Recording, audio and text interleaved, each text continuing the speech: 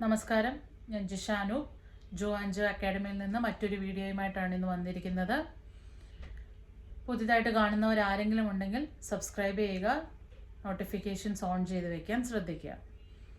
നമ്മുടെ ഇന്നത്തെ പോർഷൻ അല്ലെങ്കിൽ ടോപ്പിക് എന്ന് പറയുന്നത് സുപ്പൈൻ ഹൈപ്പോടെൻഷൻ അല്ലെങ്കിൽ വീന കേവ സിൻഡ്രം. നമ്മൾ മെറ്റേണിറ്റി സിസ്റ്റമാണ് പഠിച്ചുകൊണ്ടിരിക്കുന്നത്. അപ്പോൾ പ്രഗ്നൻസിയിൽ എന്താണ് ഈ വീന കേവ സിൻഡ്രം അല്ലെങ്കിൽ സുപ്പൈൻ ഹൈപ്പോടെൻഷൻ എന്ന് പറയുന്നത്? ഹൈപ്പോടെൻഷൻ നിങ്ങൾക്കറിയാം, ബ്ലഡ് പ്രഷർ ലോ ആവുന്നത് അല്ലേ? It occurs when the venous return to the heart is impaired by the weight of the uterus on the vena cava. നമ്മുടെ ഹാർട്ടിലോട്ടുള്ള വീനസ് റിട്ടേൺ കുറയും, കാരണം weight of the uterus vena കേവയിൽ compress ചെയ്യുന്നതുകൊണ്ട്. ഇതിനെയാണ് നമ്മൾ വീന കേവ സിൻഡ്രം അല്ലെങ്കിൽ supine hypotension എന്ന് പറയുന്നത്.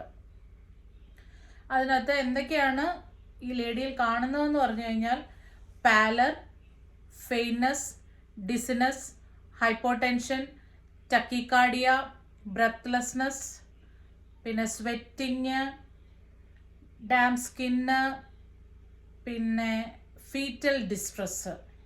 ഇത്രയും കാര്യങ്ങളാണ് ആ ലേഡിയിൽ നമ്മൾ കാണുന്നത്. അതായത് പാലർ ഉണ്ട്, ഫെയിനസ് ഉണ്ട്, ഡിസിനസ് ഉണ്ട്, ഹൈപ്പോടെൻഷൻ, എല്ലാ മിക്ക ബ്ലഡ് പ്രഷർ ലോ ആവുമ്പോൾ കാണുന്ന സിംറ്റംസ് ഉണ്ട്. പ്ലസ് ഫീറ്റൽ ഡിസ്ട്രസ്സും ഉണ്ട്. അതാണ് ഇതിനകത്തെ മെയിൻ കൺസേൺ എന്ന് പറയുന്നത്. നമ്മൾ എന്തൊക്കെയാണ് നമ്മളെ ഈ അമ്മയ്ക്ക് ചെയ്യുന്ന ഇൻ്റർവെൻഷൻസ് അല്ലെങ്കിൽ എന്തൊക്കെ മാനേജ്മെൻ്റ് ആണ് നമ്മൾ വീന കേവ സിൻഡ്രോം ഉള്ള ഒരു പ്രഗ്നൻറ്റ് മദറിന് ചെയ്യുന്നത്? ഫസ്റ്റ് വൺ, നമ്മൾ പൊസിഷൻ കൊടുക്കും. അതായത് place the client on her side to shift the weight of the foetus of the vena cava until the client signs and symptoms subsides and vital signs stabilise.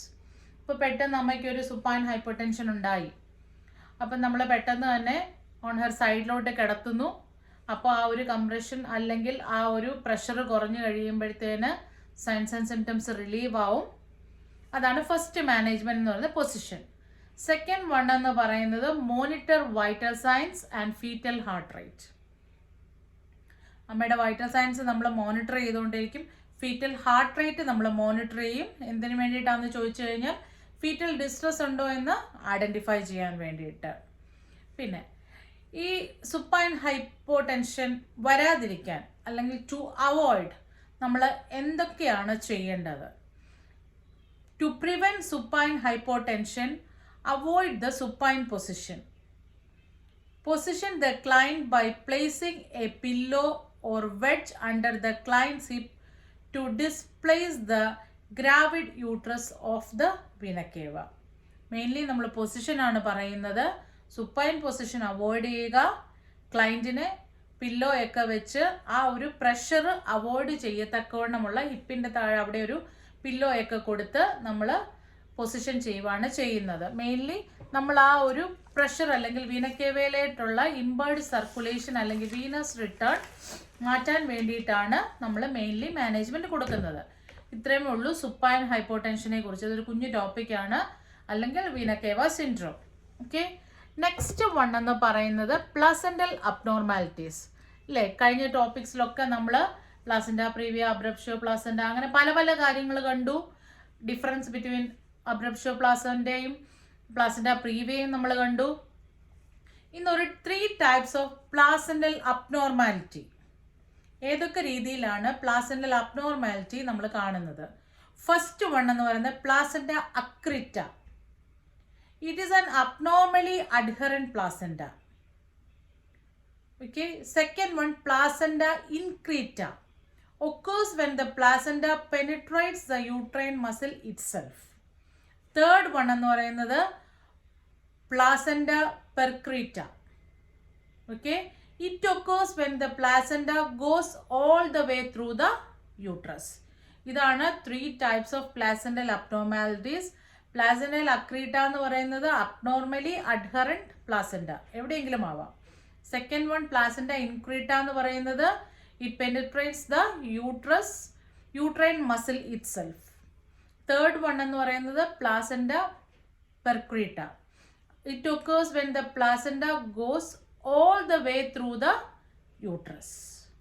Okay, ഇതിൻ്റെ അസസ്മെൻ്റ് എന്ന് പറയുന്നത് എന്താണ് mainly നിങ്ങൾക്കറിയാം, placenta disturbed ആയാലും അല്ലെങ്കിൽ placenta abnormality ആയാലും എന്തായാലും മെയിൻലി കാണുന്ന ഒരു കൺസേൺ അല്ലെങ്കിൽ മെയിൻലി കാണുന്ന ഒരു സൈൻസ് ആൻഡ് സിംറ്റംസ് എന്ന് പറയുന്നത് ഹെമറേജ് ആണ് അല്ലേ.